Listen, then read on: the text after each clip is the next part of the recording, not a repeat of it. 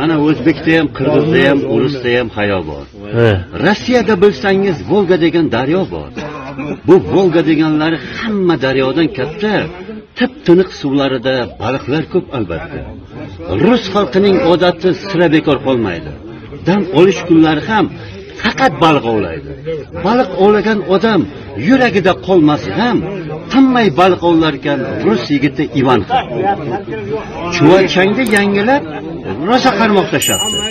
Oxir ko'ka qimirlab qarmoq tota boshlabdi. Suyunganicha Ivan niyatni qilib katta, shoshilganicha Ivan qarmoqni tortishardi. Voy qarasaki qarmoqda oltin baliq turibdi. Yalinib o'zini har tomonga uribdi. Gapimni eshit Ivan bir nafas, tilagingni aytsang bas. Insonlarning g'ami ko'p, buni yaxshi bilaman.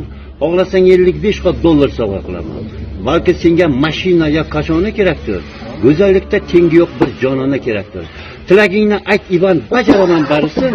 Xohlasang yuboraman oldinga suv parisin. Ivan shoshilib o'ylanib qoldi shu vaqtda, oltin baliq tutdi, bu ham bo'lsa bir baxtda.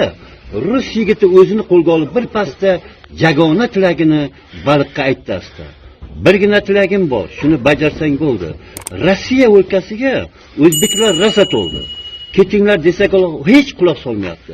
Ularning dastidan bizga ish qolmayapti.